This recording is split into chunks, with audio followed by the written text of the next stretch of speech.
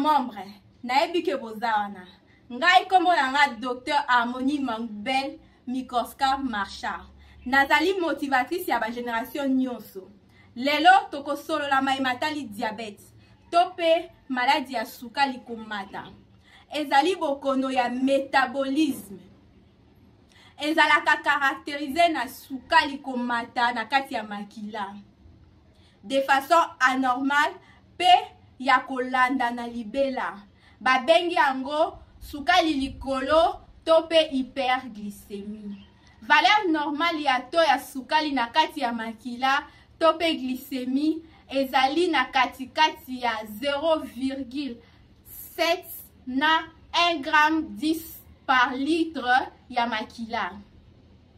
Soki kaka sukali na kati ya makila na yo emati ekomi na ba valeur ya koleka 1 gramme 26 par litre.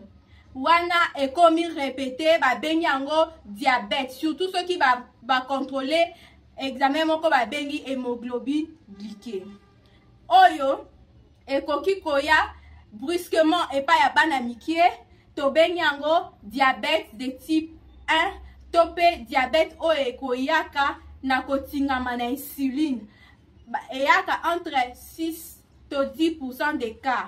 Mususu ekoki koya epai ya mikolo tope ba adolescent mingi esanganaka na surpoids babengi yango diabète ya type 2 tope diabète oyo etelemeli insuline ezwamaka entre 80 à 90% ya batu basorte mibale oyo ya diabète eyaka soki dysfonctionnement ya organe oyo ezala na kati ya nzoto babengi pancréas esekretaka hormone moko ezalaka hypoglycémia kombo nango insuline soki eza lisusu sekrete te to pe eza sekrete ya qualité ya mabe.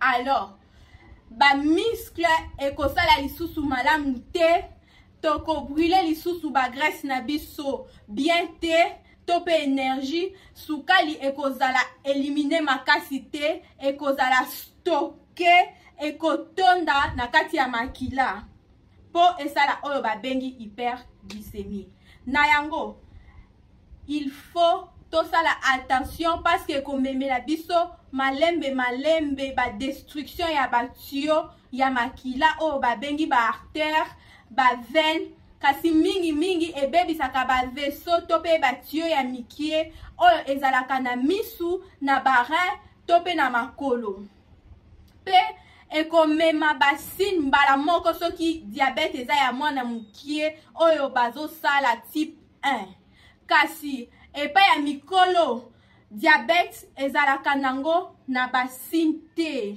ezalaka très silencieux eyaka na kimia pe esalaka pasi te emonanaka te kasi ezoboma mutu malembe pe ezomema mutu na ba complication moko fatale ekoki kolia yo nzoto entre 10 à 20 ans na kati ya nzoto me emonanaka te ekoyeba na kaka soki mukolo moko oyoki nzoto mabe okei pa munganga oke ko expliquer par exemple que docteur nazoka misu nanga flou na omona bien te mikolo nazo suba mingi nazo mela mingi nazo yoka nzoto kolemba po yoke ko se plaindre oyebi te koza na sucre belé munganga ko yoka akosala yo ba examen ako découvrir que na kati ya makila na yo sukali eza ya komata.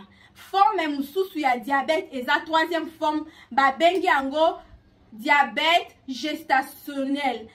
Diabète gestationnel emonanaka kaka epa mwasi azemi oyo depuis kala asalaka na ye na vie na ye diabète ata mukolo moko te. Wana eza sukali komata tope hyperglycémie kolandana na intolérance ya glucose tope babiloko ya sukali oyo toliaka tope sukali yango moko. Wana esengeli baswanye yango kasi ekoki kotika mwasi oyo amemi mwana tope mwana oyo akobotama na ba complication tope bangambo ya ndenge na ndenge. Yango wana et yaka diabète ya zemi entre 24e to 28e semaine au moins si azomono lisusu makila te to pe entre 6 et 7 mois ya zemi. Nde motuna ekweleli biso boye bandeko. Tosala nini pona kokima diabète bandeko? Mbala mingi nazoyebisaka bino makambo peut-être na kotika te. Toliaka bio pe équilibré.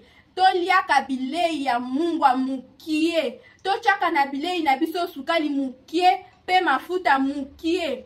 Peut-être nazoloba ngo mingi. Nazosenga bino mingi. Kasi ezali fongola moko ya makasi oyo ekosunga biso pona kogarde nzoto na biso kolongono tozala na bopikiliki tobosana te tosalaka sport ata mbala mibale na semaine ekoki kozala peut-être pasi pona batemps kasi bofuti ezali kofutama na ndenge ya malamu na moyen to long terme pona koevite bamakambo ebele kaka diabète te tokoevite obésité bamaladi ya motema to pe ya batio ya baveso ya mutu ya nzoto elongo bani na bamaladi ya cancer.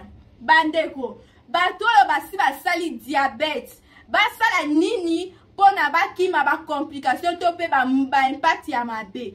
Tolobi ete traitement ya noki ya hypertension artérielle bokanisa na lobaki na bino ete hypertension artérielle et se komplikaka pe na diabète. Il faut traitement ya hyperlipidémie to pe mafuta ebele na kati ya nzoto kolandana sukali kolandelango na nzoto na biso nyonso kokende pa munganga komela ba anti-diabétique na yo oyo bapesi yo bakomeli yo de façon stricte. Pardon, pona ba diabète ya type 2 bomela na munoko, ba oyo ya insuline pona type 1 bazomi chuba. Pardon, ekitisaka ba complication pe eko finir par freiner ba évolution ya ba forme ya grave ya diabète. Diabète esalaka ke mutu basala ye amputation to pe bakata ye makolo parce que ba pota ya ba diabétique ekaukaka malamu te. Soki mutu soki kaka mukie likolo ya ba microangiopathie wana esalaka ke bakata bango ba makolo. Yango bandeko faut tosala attention. Parmi biloko ba diabétique bakoki kolia ba fruits na ba légumes to pe bakasa na ba mbuma oyo bokoki kolia facilement. Tozaleni nango ebele. Eza lokola pomme verte, ba carotte, ba noix de coco, ba dongo, ba épinard, ba madesu, ba tomate, biloko nyonso o ezali na ba fibre, na ba minéraux, na ba vitamines. Bandeko, na yebisi bino bosala keba parce que diabète eza mininga na biso te.